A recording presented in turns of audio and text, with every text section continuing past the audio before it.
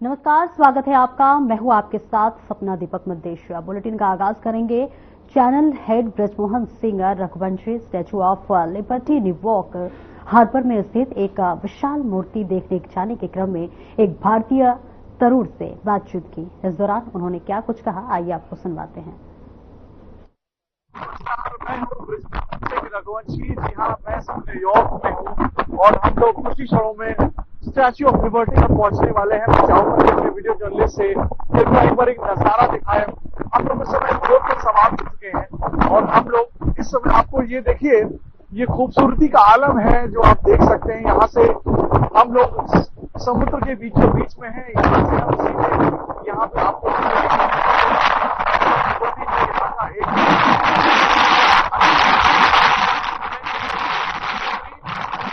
इमारत है, सबसे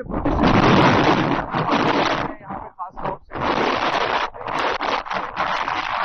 यहाँ पे लगातार बनाओ ठीक है। ये बिल्डिंग उसको आप देखिए कितनी जबरदस्त बिल्डिंग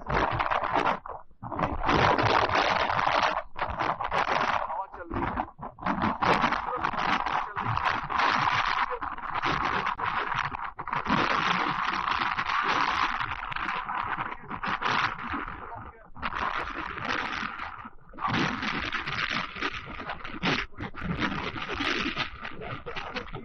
पड़ेगा और हमने वो शुरुआत कर दी है आपको दिखाने की किस प्रकार से यहाँ पे जा रहे हैं। आगे भी हम आपको इस प्रकार से अपने इस कार्यक्रम के माध्यम से आपको दिखाएंगे, स्टैच्यू ऑफ लिबर्टी के दर्शन भी करेंगे। तो हमारे साथ इस समय हमारे साथ एक भारतीय व्यक्ति भी यहाँ मिल चुके हैं। हम लोग स्टैच्यू ऑफ लिबर्टी देखने जा रहे हैं, जैसा मैंने आपको बताया था। इस बीच में हमारे साथ एक और भारतीय नागरिक हमें मिले, उनसे बातचीत करते हैं। सर, क्या नाम है आपका? सर, आप न्यूयॉर्क में कैसे हैं? मेरा नाम है तरुण एंड मैं टोरंटो में रहता हूँ, but I am from Hyderabad. तो यहाँ पे जस्ट फ्रेंड को विजिट करने आते हैं, जस्ट अ स्मॉल वेकेशन। तो आप जैसे हम लोग देख रहे हैं कि आप भी यहाँ पे एकदम जबरदस्त, यहाँ पे ठंड का मौसम है और जबरदस्त हवाएं चल रही हैं और स्टैच्यू ऑफ लिबर्टी देखने चले। क्या खासियत है? हालांकि हम अभी खुद देखेंगे, लेकिन तब भी आप किस मकसद से स्टैच्यू ऑफ लिबर्टी देखने चल रहे हैं? सो जब हम न्यूयॉर्क आ रहे थे, देवर लाइक फ्यू प्लेसेस जब हम वहाँ जाना चाहते, like time square, world one centre और एक स्टैच्यू ऑफ लिबर्टी प्रोमिनेंट जगह है। एंड या विंडी तो हम बहुत like I am used to it, क्योंकि इन टोरंटो में भी बहुत सारा विंडी होता है, what snowy as well. But yeah, Statue of Liberty, we were just being for the first time, and I'm really excited to see it. It's a great statue, as we can see there. अच्छा, एक चीज तरुण जी, आपको जानकारी होगी, आदरणीय प्रधानमंत्री श्री नरेंद्र मोदी जी 2 दिवसीय दौरे पर थे और डोनाल्ड ट्रंप जी के साथ उनकी मुलाकात की। आप भी कनाडा बगल में ही अमेरिका में, वहां कुछ टैरिफ की बातचीत हुई थी। बातचीत करेंगे देखने वाले जो देश के बाहर रहते हैं, खासतौर से कनाडा में, तो क्या कहना चाहेंगे आप नरेंद्र मोदी जी के बारे में? Narendra Modi ji is a great leader for sure, there is no doubt about it. क्योंकि जब ट्रूडो जाके प्रेसिडेंट ट्रंप के साथ मिले before the oath ceremony, made a laugh at, बहुत सारे लोग हंसे थे। जब मोदी यहाँ भारतीय प्रेजेंस दिखा रहा है, is building such a good relationship with everyone around the world. Trump को छोड़िए, तो पुतिन के साथ everywhere is going, is living that print. Bharat एक ऐसी जगह है जब सबसे दोस्ती not a lot of English speaking people as well. Canada, we share the border. That's a big Italian. But Modi coming here, India के बारे में बात करना, Pakistan में बात करना, it's a great step towards progress of India. Of course, India is a growing nation. There's no doubt about it. तो आप चाहते हैं मोदी जी कनाडा भी आए?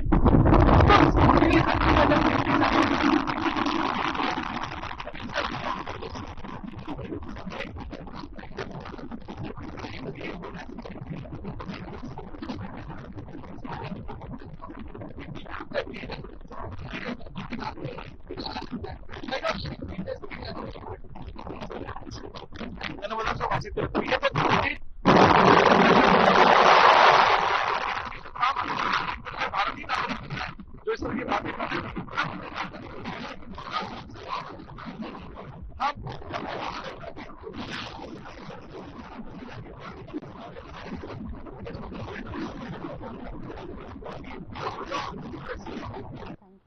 नहीं, बस ऐसे चाट लूंगी, हो जाएगा।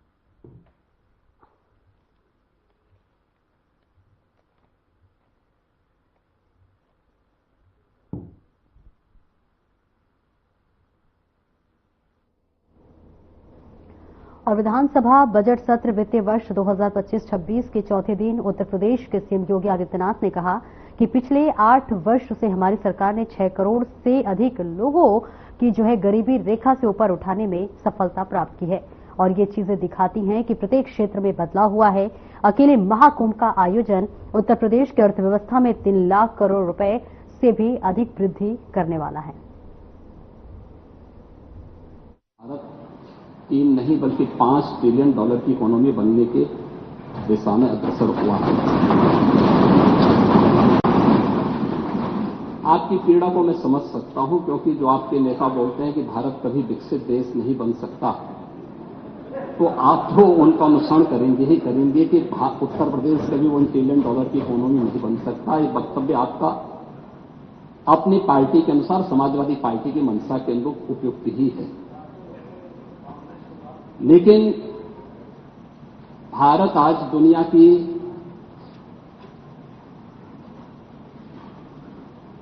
पांचवीं बड़ी अर्थव्यवस्था बन चुका है और 2027 में भारत 5 ट्रिलियन डॉलर की इकोनॉमी बनेगा, इसमें कोई संदेह नहीं। और दुनिया का सबसे तेजी के साथ उभरती हुई अर्थव्यवस्था के रूप में सर्वाधिक ग्रोथ रेट के साथ भारत आज दुनिया की एक बड़ी अर्थव्यवस्था के रूप में आगे बढ़ रहा है। और मुझे लगता है कि 140 करोड़ भारतवासियों को इस पर गौरव की अनुभूति होनी चाहिए। हो सकता है कुछ लोगों को इसमें अच्छा नहीं लग रहा हो, क्योंकि जिनका अपना पर्सनल एजेंडा होता है वह देश के विकास को अच्छा नहीं मानेंगे। लेकिन आदरणीय प्रधानमंत्री जी की प्रेरणा से, उनके विजन के अनुरूप उत्तर प्रदेश में भी 1 ट्रिलियन डॉलर की इकोनॉमी बनने की दिशा में एक बड़े कार्यक्रम को आगे बढ़ाया है। हमने 2022 से इसके लिए व्यवस्थित कार्य योजना को आगे बढ़ाया है और उसके अनुरूप सरकार ने अपने कार्यक्रम को तेजी के साथ 10 सेक्टर में हमने इन कार्यक्रमों को आगे बढ़ाया है। और मुझे लगता है कि आपके जो उत्तर आपको यहां से भेजा गया होगा उसमें विस्तृत रूप से दिया गया है कि 10 सेक्टर जो बनाए गए हैं, हर सेक्टर में कोई न कोई अपर मुख्य सचिव या प्रमुख सचिव स्तर का अधिकारी उसकी नियमित मॉनिटरिंग करता है। मासिक रूप से उस सेक्टर से जुड़े हुए किसी वरिष्ठ मंत्री के द्वारा उसकी समीक्षा की जाती है। उसके कुछ सुनिश्चित पैरामीटर और इंडिकेटर्स तय किए गए हैं उनको अचीव करने के लिए, और सीएम डैशबोर्ड के माध्यम से मासिक रूप से इसकी समीक्षा होती है। हर तीसरे महीने मैं स्वयं भी इसकी समीक्षा करता हूं और मुझे बताते हुए प्रसन्नता है कि पिछले 3 वर्ष के अंदर जो हमने टारगेट तय किए थे, हमने उसको सफलतापूर्वक प्राप्त किया है। इसी का परिणाम है कि जब हमारी सरकार आई थी, 12 लाख करोड़ की उत्तर प्रदेश की जो इकोनॉमी थी, इस वित्तीय वर्ष के अंत में वह 27.5 लाख करोड़ की इकोनॉमी बनकर के उभरेगी। और यह उन स्थितियों में जब हो रहा है जब पूरी दुनिया आर्थिक मंदी के दौर से इस देश दुनिया की वैश्विक महामारी कोरोना के बाद उस दौर से गुजरी थी। मेरा यह मानना है कि जो ग्रोथ रेट उत्तर प्रदेश की है, आज वह देश की सर्वाधिक अच्छी ग्रोथ रेट है।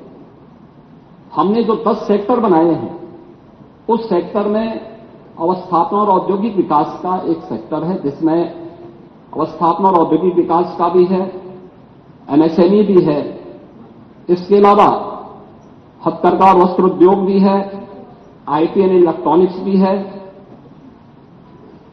सिविल एविएशन भी है, पीडब्ल्यूडी और एनआरआई से संबंधित ये सभी विभाग इस सेक्टर के अंतर्गत रखे गए हैं और जिसकी समीक्षा स्वयं यहां पर एपीसी के स्तर पर होती है।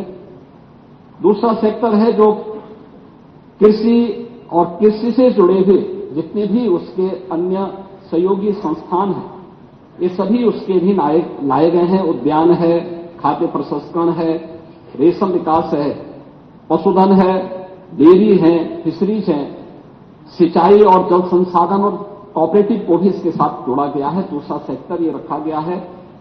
तीसरा सेक्टर सामाजिक सुरक्षा से जुड़ा हुआ है, जिसमें समाज कल्याण विभाग से जुड़ा हुआ जितना भी सोशल सेक्टर से जुड़े हुए जितने भी विभाग हैं उन सबको इसके साथ जोड़ा गया है।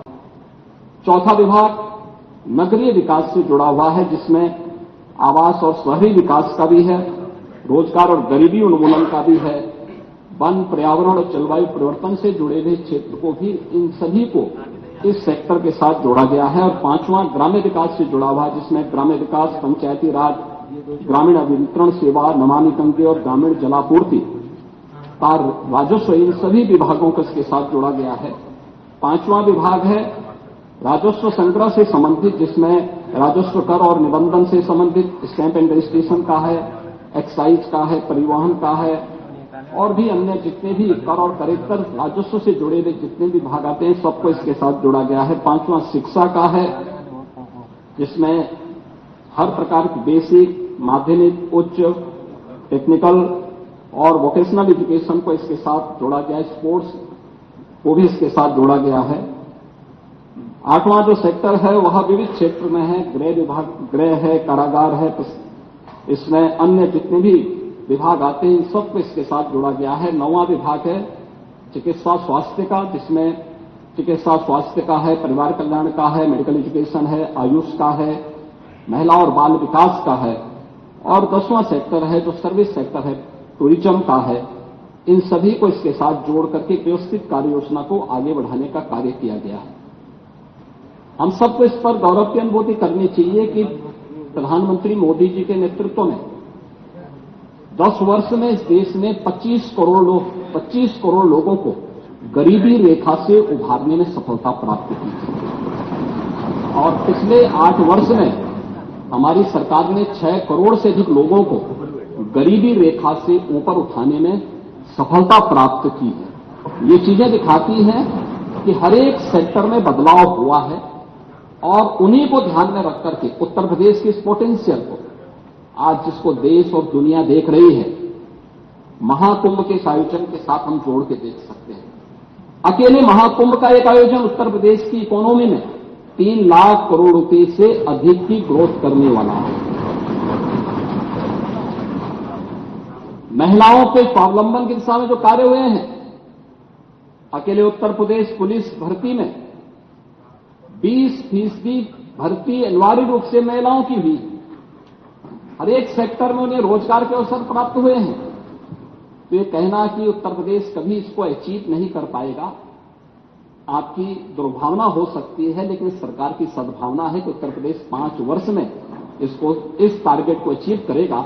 और 2029 में जिस उत्तर प्रदेश के इस संसाधनों से भरपूर उत्तर प्रदेश को प्रकृति और परमात्मा की कृपा से ओतप्रोत इस उत्तर प्रदेश को, जिसको आप लोगों ने समाजवादी पार्टी की सरकार ने और विपक्षी दलों की सरकार ने देश के बीमारू राज्यों की श्रेणी में खड़ा कर दिया था, देश की 6ठी 7वीं अर्थव्यवस्था के रूप में खड़ा किया था, पिछले 8 वर्ष की डबल इंजन सरकार के प्रयास से दूसरी बड़ी अर्थव्यवस्था बना है। और 29 में उत्तर प्रदेश $1 ट्रिलियन की इकोनॉमी भी बनेगा और देश की सबसे बड़ी अर्थव्यवस्था भी बनेगा। इस बात के लिए मैं पूरे सदन को आश्वस्त करता हूं। अनुपूरक पूछना चाहूंगी, 1 ट्रिलियन इकोनॉमी का दावा कर रहे हैं और साथ ही साथ जो आपने आंकड़े दिए सिर्फ और सिर्फ विभागों के नाम रहे। नेता सदन, मैं आपसे अनुरोध करना चाहूंगी कि मेरा प्रश्न भी यही था और मैं उसे अनुपूरक के रूप में वापस से आपके सामने लाना चाहूंगी कि जिन जिन विभागों, जिसमें कि मैंने जो खुद जानकारी ली है, एग्रीकल्चरल डिपार्टमेंट, एम्प्लॉयमेंट और सर्विसेज के लिए और इंडस्ट्री, इन डिपार्टमेंट का सबसे ज्यादा योगदान होना चाहिए हमारे अर्थव्यवस्था को 1 ट्रिलियन इकोनॉमी में ले जाने के लिए। और आज वर्तमान की स्थिति में ये सब अपने अपनी जगह से 4 टाइम जब ज्यादा काम करेंगे, ज्यादा ग्रोथ को देंगे, तब जाकर के हम वहां तक पहुंच पाएंगे। लेकिन कहीं फिर भी आपके उत्तर में ये नहीं आया कि 2023-24 से 2024-25 में हमने इन विभागों में कितनी इंप्रूवमेंट लेकर के आए हैं कि हम 2029 तक 1 ट्रिलियन इकोनॉमी पहुंच जाए। और साथ ही साथ लेकर सदन मैं आपसे अनुरोध करना चाहूंगी कि 1 ट्रिलियन इकोनॉमी की होड़ में जो हमारा मिडिल क्लास का पॉकेट है, और ये डेटा मैं आरबीआई का मैंने यहाँ पे रखा है कि आज मिडिल क्लास की पॉकेट 25% से आकर के जीएसडीपी का 5% पे आ चुकी है। उन परिवारों के लिए सरकार अपने ग्रोथ रेट पे कैसे काम कर रही है, उस मिडिल क्लास को उसमें कैसे बचाएगी? बस ये 2 प्रश्न हैं, मैं अनुरोध करूंगी कि आप जवाब दें। देखिए, माननीय सदस्य ने जो प्रश्न किए हैं, मुझे लगता है कि सदन की ओर से टैबलेट भी आप सबको उपलब्ध करवाए गए हैं और हम लोगों ने जितने भी सेक्टर की जो ग्रोथ रेट है, इस सबको सीएम डैशबोर्ड के माध्यम से सबके सामने प्रस्तुत किया है। कोई जाकर के उसको ऑनलाइन उन सबको देख सकता है। उसके लिए समय निकालना पड़ेगा। दूसरा है, उत्तर प्रदेश में औद्योगिक निवेश आज देश का सबसे अच्छा इन्वेस्टमेंट का डेस्टिनेशन बनकर के उत्तर प्रदेश उभरा है। अभी हम लोगों ने फरवरी 2023 में उत्तर प्रदेश के अंदर ग्लोबल इन्वेस्टर समिट किया था। 40 लाख करोड़ रुपए के निवेश के प्रस्ताव प्राप्त हुए थे, जिनमें से 15 लाख करोड़ रुपए के निवेश के प्रस्ताव को ग्राउंड ब्रेकिंग भी किया जा चुका है और जिनमें से बहुत सारे उद्योगों ने अपना प्रोडक्शन भी प्रारंभ किया है। ये 15 लाख का मतलब 60 लाख नौजवानों को सीधे सीधे नौकरी की गारंटी। ये पहली सरकार है जिसने 7.5 लाख से अधिक नौजवानों को सरकारी नौकरी भी दी है।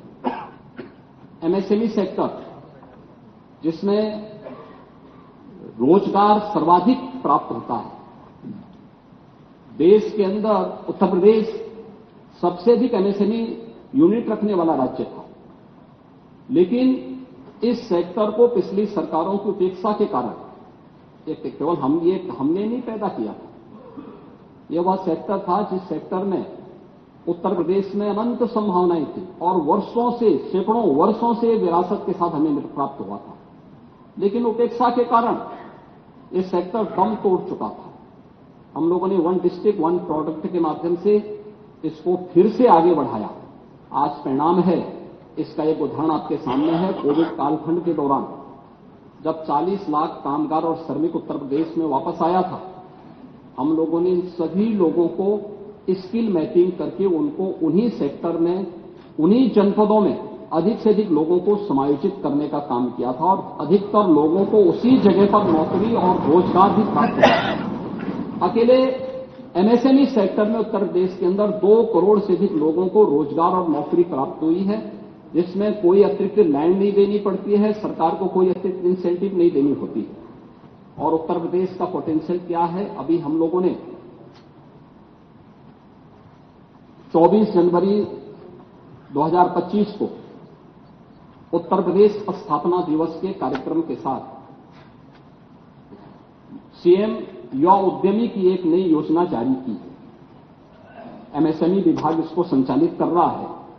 महोदय, 1 महीने का अभी 1 महीना पूरा नहीं हुआ है, जिसमें हम लोगों ने किसी भी नए उद्यमी को 5 लाख तक के बैंक के ऋण में हम लोगों ने उसे इंटरेस्ट फ्री ऋण उपलब्ध करवाने की कार्रवाई की है। पहले चरण में 5 लाख तक, दूसरे चरण में फिर 10 लाख तक। और मुझे बताते हुए प्रसन्नता है कि अभी तक 96 लाख से अधिक नौजवानों ने इसके लिए आवेदन किया है। ये चीजें दिखाती हैं कि उत्तर प्रदेश एक नई दिशा में आगे बढ़ा है। जहां तक मध्यम वर्गीय आय वर्ग के लोगों की आप बात करना चाहती हैं, इस सेक्टर की जो सबसे बड़ी ग्रोथ देखनी हो तो हम प्रदेश के अंदर सीडी रेशियो से देख सकते हैं। ये वही प्रदेश है जहां पे सीडी रेशियो 44% था, आज ये 60% क्रॉस कर चुका है। ये चीजें दिखाती हैं कि उत्तर प्रदेश का पैसा उत्तर प्रदेश के अंदर ही लग रहा है और उत्तर प्रदेश के विकास में और उत्तर प्रदेश के अंदर, यह रिजर्व बैंक की ही रिपोर्ट है कि पिछले 5 वर्षीय योजना के अंदर उत्तर प्रदेश देश का पहला राज्य है जिसने बैंकों से सर्वाधिक लेन देन किया है।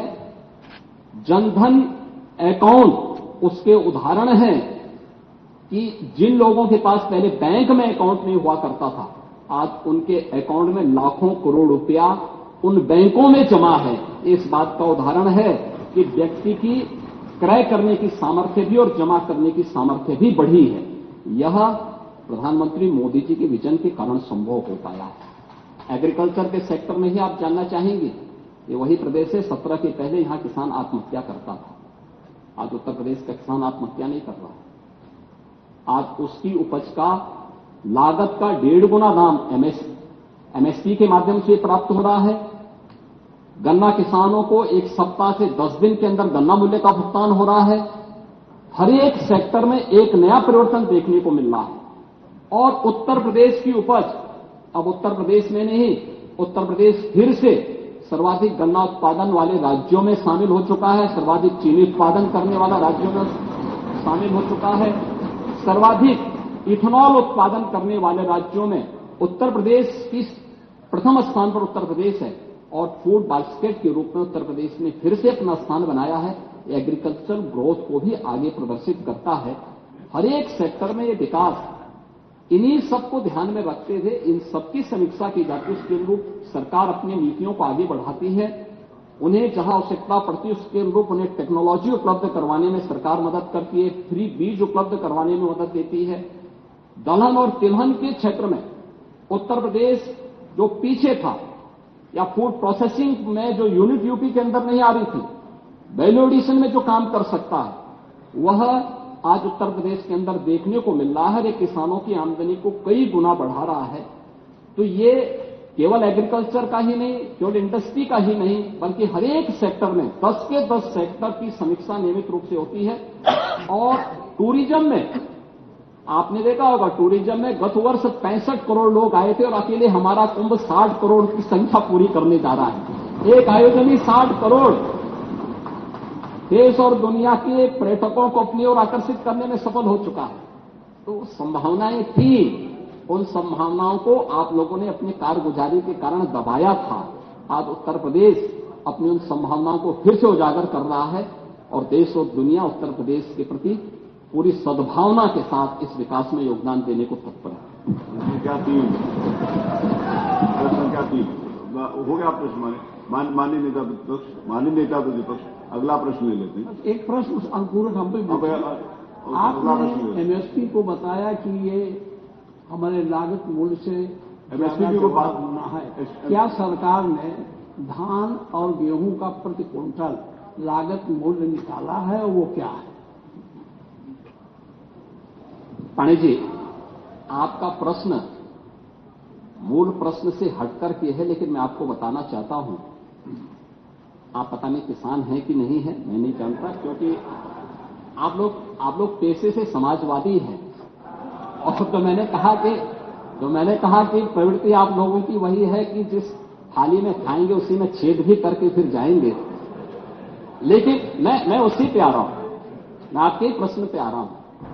देखिए, एक किसान अगर धान की खेती करता है, उसकी कुल लागत 1 एकड़ में 1 क्विंटल धान पैदा करने में 1100 रुपये आता है।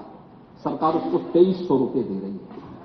एमएसपी सरकार का 2300 रुपया है। ऐसे ही गेहूं का है, एक किसान की जो लागत आती है वह 1100 से 1200 आ रही है, सरकार उसको 2300 से 2400 रुपये दे रही है। आपको बड़ी कहते हैं। और प्रोक्यूरमेंट सेंटर, जो क्रय केंद्र सरकार इसके लिए उपलब्ध करवा रही है। 1 क्विंटल गन्ना के भी दाम में बताऊंगा तो आपको बहुत अच्छा आश्चर्य होता है। जब अभी बजट में चर्चा होने दीजिए ना, उसमें उठाइए, उसमें पूरा जवाब भी देंगे। लेकिन ये एक किसान की लागत आती है। और मुझे ये कहते हुए कि पहली बार उन किसानों को सम्मान मिला है। राजनीति अपनी जगह है, लेकिन प्रोक्यूरमेंट सेंटर के माध्यम से सीधे डीबीटी के माध्यम से किसान के खाते में पैसा जा रहा है, सीधे उसको पैसा दिया जा रहा है। और दलहन तिलहन के लिए भी अतिरिक्त आमदनी उस किसान की इसके माध्यम से हो सकती है। अन्य तमाम उसमें भी सरकार ने उसको दलहन तिलहन के लिए हमने फ्री में बीज भी उन्हें उपलब्ध करवाने का काम किया है। तो क्या आपको लगता नहीं कि ये 1.5 गुना से ज्यादा दाम मिल रहा है और सरकार इसको आगे भी बढ़ाने का काम करेगी? प्रश्न संख्या 3 श्रेणी प्रधान है नहीं। संख्या 4 श्री पंकज मलिक। धन्यवाद। बहुत महत्वपूर्ण प्रश्न है, गरीब से जुड़ा हुआ है। कई बार आपके माध्यम से मैंने उठाया तो मंत्री जी ने आपके निर्देशों के बाद भी जो मजदूरों की पीड़ा मैंने उठाई।